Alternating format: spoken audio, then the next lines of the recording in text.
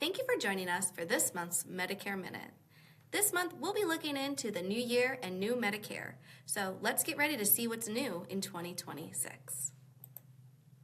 My name is Allison Dahl, and I am the Baltimore County Department of Aging SHIP Manager here, and you can contact us at 410-887-2059 or by email at medicareinformation@baltimorecounty.md.gov. We are located at the Bicota Senior Center at 611 Central Avenue, room 321, and we are in Towson, Maryland. So what are some things that we're going to be talking about today? We're going to do a brief review on the different parts of Medicare, A, B, C, D, the list goes on. We're also going to talk about the changes that are coming to Part D, Medicare prescription payment plan, changes to the telehealth programs, some annual reminders, and Medicare costs in 2026. So let's dive in with a brief description of Medicare ABCs and the D. So original Medicare is actually two parts, Part A and Part B. Part A is known as your hospital coverage. This is when you're like inpatient somewhere. So you could be in inpatient care at a hospital, a skilled nursing facility, hospice, or anywhere where you're actually admitted at the hospital. If you are in outpatient care, then that would be considered under Part B. So this could be medical coverage, doctor visits, outpatient care, preventative services, and sometimes even ER visits. It's really important to know that Part B would also be covering ER visits when you are not admitted.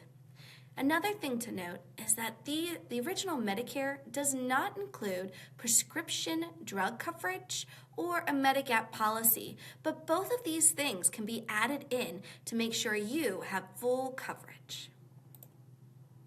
There's also the choice of Medicare Advantage, also known as Part C.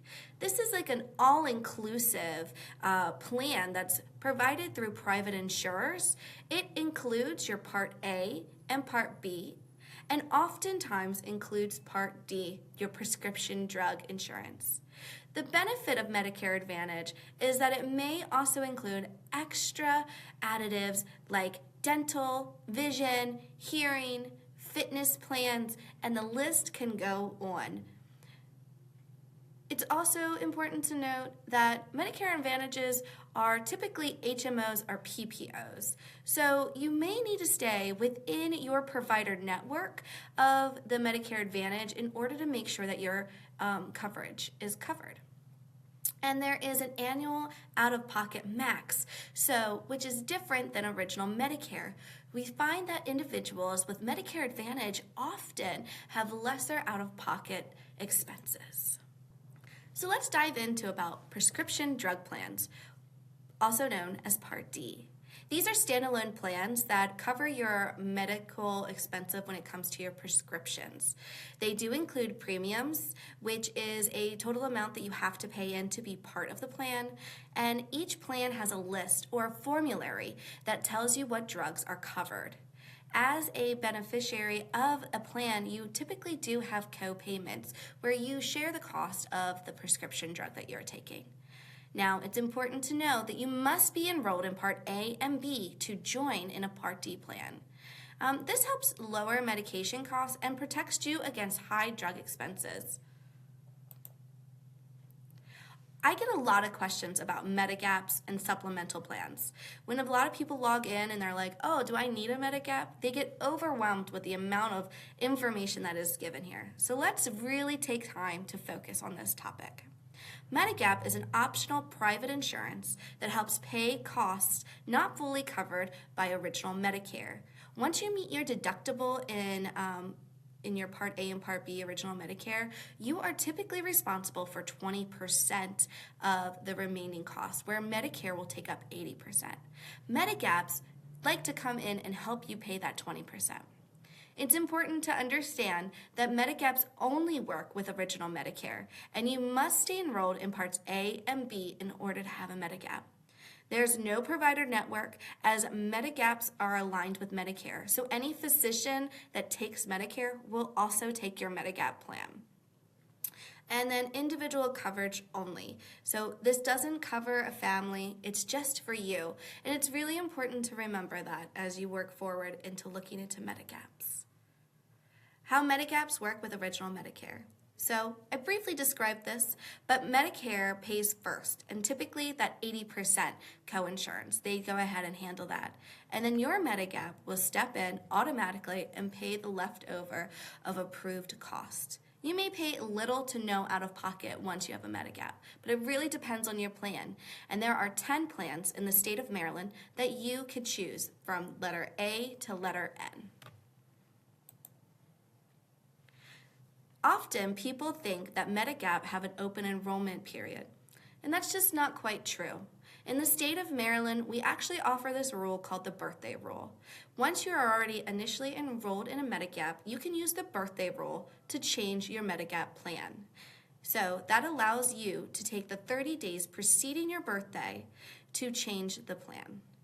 You can switch to a Medigap plan of equal or lesser value from any carrier, and that offers that plan. So even if there is a plan N that you're interested in, if you see that 5 private providers are selling that plan, it's the same exact plan. However, the price may vary. So it's important to take a look at that. What are key benefits of Medigaps? Well, the predictable healthcare cost, knowing that you won't have to be responsible for that 20% as long as approved through Medicare. Nationwide coverage, so if you like to travel across the world, you can do that. And helps avoid unexpected medical bills and pairs well with beneficiary purchases of a PDP, which is your prescription drug plan, to cover prescriptions. Is there an open enrollment period for Medigap? No. Just use the birthday rule to help you navigate the increased price and make sure that you have the best plan for you.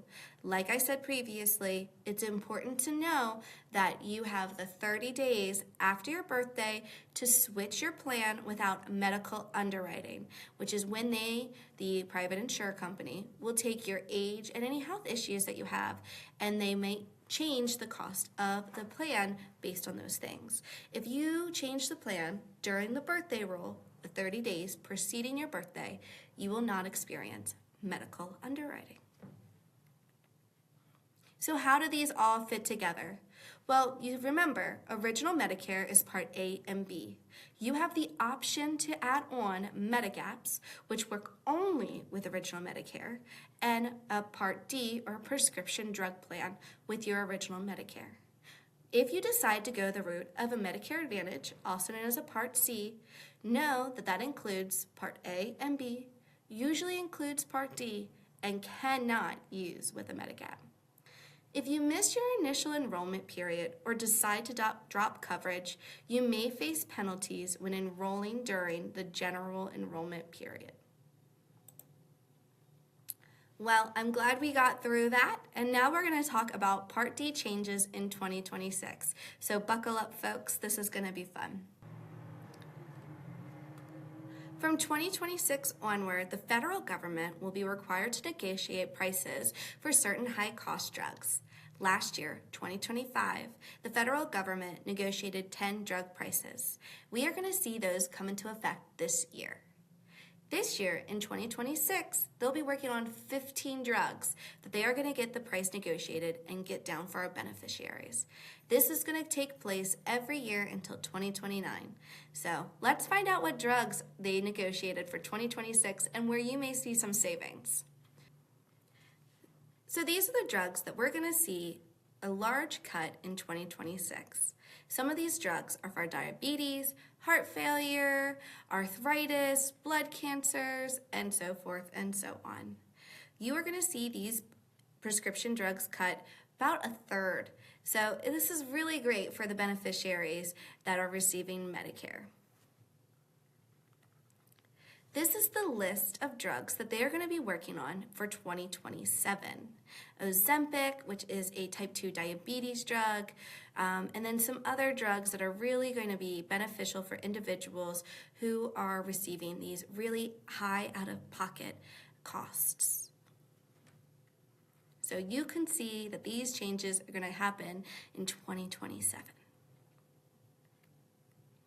So there are 3 phases to a Part D coverage: the deductible phase, the initial coverage period, and the catastrophic coverage. During the deductible phase, beneficiaries pay out of pocket for drugs until they meet the plan's deductible. This year, the deductible max is $615. Once they meet that, then they have the initial coverage period. Beneficiary pays cost-sharing amount set in the plan designed for covered prescription drugs until they reach $21,000, which is the catastrophic coverage. Once someone reaches that, they will pay $0 for the remaining cost of prescription drug plans in 2026. It's important to know that that donut hole no longer exists. The 2100 cap is beginning in 2026. It's an annual out-of-pocket Part D costs that limit your out-of-pocket costs to $2,100. This includes what beneficiaries pay during deductible phase and in copay and coinsurance. After meeting out-of-pocket limits, beneficiary will pay $0 for covered drugs for the rest of the year. Note, this only applies to drugs that are found on the formulary. So if you are taking a drug that is not on the formulary, you're going to be remaining to pay out-of-pocket cost on that, and that will not help you build towards the $2,100 cap. Just some reminders. There's a zero cost sharing and no deductible for Part D vaccines. This includes COVID. I know that was a discussion previously if they were going to continue to cover COVID vaccines, and the answer is yes. As long as it is recommended, they will be covering the vaccines. Some insulins, copays limited to $35 per month for Part D and Part B covered products with no deductible. And the first 10 drugs for price negotiation, which we just reviewed, are going to be taking effect in 2026. And I am sure that is going to save a lot of people's pockets. Part D premiums. Medicare is taking steps to stabilize Part D premiums during the transition to more generous coverage for out-of-pocket costs during the Inflation Reduction Act of 2023. The IRA limits growth in the base beneficiary premium to no more than 6% above the prior year's amount. Base premium is the average cost of basic benefits across all Part D plans. Individual Part D plan premiums have increased by 5.06% in 2026. So this is under the 6% limit that they had this year. So now we're going to talk about Medicare prescription payment plan. This is great for individuals that have really high cost prescription drugs, and it will help you save money in the long run, or maybe not save money, but it will help you have an easier time paying for the cost out of pocket. Beginning in 2025, beneficiaries have option to sign up for a payment plan for Part D out-of-pocket costs. This allows beneficiaries to spread drug costs out throughout the year, helps manage monthly expenses, but does not lower the total drug cost, and no cost to participate in the program, so it's free to join. Those who are enrolled in the program in 2025 will be rolled over into this program again in 2026. If you're interested and you would like to opt in, individuals can opt in at any time during the year, but it is most beneficial to sign up earlier in the year. Payment for incurred costs are spread throughout the year. Opting into the program does not change how a person moves through a Part D benefit or what counts towards their deductible or the $21 out-of-pocket cost. If an individual changes plan mid-year, their prescription and payment plan ends, and they must opt in with their new plan. This is just a diagram that would help you better understand how this plan spreads out the monthly billing. It takes what the beneficiary would have paid for any prescription they have gotten in that month, plus the previous month's balance, and then they add that together, and then they divide that by the sum of numbers of months left in the year. If a beneficiary starts taking a new drug partway through the year, cost sharing for that drug is added to the monthly payment. So that was a lot to take in. If you have questions about the MP3, the payment plan, and you would like some more time to talk with a counselor, please feel free to reach out with us and we can discuss that at full length. Let's dive into these annual reminders.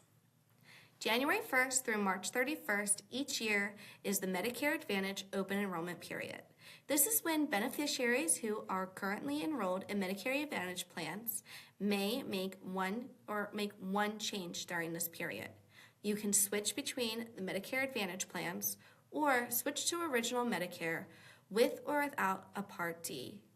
The changes is in effect the first of the following month. So if you decided to switch your plan in January, you would see the effect change in February on the 1st. Transition fills.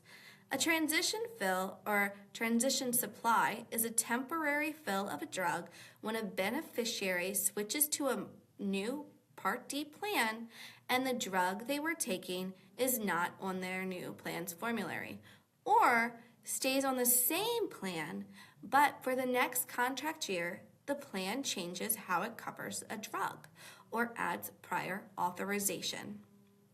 Also, transition fills are used for utilization management restrictions. For example, if the drug is on the new plan's formulary but requires prior authorization or step therapy, the plan must provide a transition supply while the approval inspection is being processed. Generally, must be used within the first 90 days of the plan year. And within 3 days of using the transition fill, plans must send notice explaining that after the transition fill, the drug will not be covered or will be covered with restrictions. Telehealth in 2026 is really going to be changing back. We're going to see here as we dive into these next few slides the impact that we're going to have as we are dialing back the telehealth accessibility for beneficiaries who receive Medicare. So, if you aren't aware, what is telehealth? It's a certain service that an individual receives from a healthcare provider outside of an in-person visit. A full visit with a provider using telephone or video technology that allows for both audio and video communication. Original Medicare expanded the list of covered telehealth services and waived certain requirements during and after the public health emergency of COVID-19. So this month, January 30th, we're going to see some changes coming down the line. So it's really important that if you are currently receiving telehealth that you're aware of that. And for those who have not yet received it, you're going to find that there's going to be new ways and rules for you in order to receive telehealth services. Most telehealth services are going to be limited once again. Some PHE flexibilities have been made permanent. After January 30th, 2026, telehealth services will still be available regardless of geographic area for certain types of care: behavioral mental health care, monthly end-stage renal disease, visits for home dialysis, diabetes self-management training, and Medicare nutrition therapy. Still able to be delivered using audio-only communication platforms for behavioral mental health care, and subject to pre-OHE restrictions for other types of care. Behavioral health and in-person visit requirements. So this, I just want to make a note and say, is really going to be for individuals that are interested in telehealth but were not receiving telehealth benefits prior to January 30th, 2026. So if you were receiving telehealth before January 30th, 2026, these rules may not be something that you need to follow. And it's important to follow up with Medicare to make sure. So, after January 30th, 2026, beneficiaries will be required to have an in-person, non-telehealth visit within 6 months before their first mental health service via telehealth. After the first mental health telehealth service in the beneficiary's home, there must be an in-person, non-telehealth service within 12 months of each mental health service. Again, this is a new rule that's coming out, and this is really only going to be applying to beneficiaries who are receiving beneficiary health services before January 30th, 2026. So we're coming down to the nit and grit here. This is really what everyone wants to know. What's Medicare going to cost me in 2026? Well, let's find out. For Part A costs, Part A premiums, it really depends on how many years you worked, or if you're married, your partner worked. Let's just assume that you have worked 10 years or 40 quarters. That means that your Part A is going to be free and will remain so. If you worked 30 or more quarters, but not quite 40, you're going to be paying $311 per month. And if you have worked less than 30 quarters, then you are going to be paying $565 per month for your Part A costs. There is a hospital deductible of $1,736 for each benefit period. And there's also a hospital coinsurance, and that depends on the day amount that you're there. For days 0 to 60, it's $0. But after that, you're going to see some costs. So days 61 to 90, you're going to be paying $434 per day. And for days 91 to 150, you're going to be paying $868 per day to be in the hospital. By the way, those day 91 to 150 are also known as a lifetime reserve days, and once you use them, there's only a certain amount that you get. Once you use them up, you don't get those back. So it's just important to know that. If you get admitted to a skilled nursing facility, then you are going to see from day 0 to day 20 that you will not have any out-of-pocket coinsurance. But after that, you're going to see some costs coming to you. Day 21 to 100, you're going to be paying $217 a day to be in a skilled nursing facility. This includes a rehab facility. So if you were discharged for a hospital and you were admitted to a rehab facility in order to get you back home, just know that these costs can come your way. Part B and Part D costs. For Part B, as in boy, the annual deductible is going to be $283, and the standard monthly premium is $202.90. Oftentimes, you will see this taken out of your Social Security deposit. For Part D, the base premium is $38.99.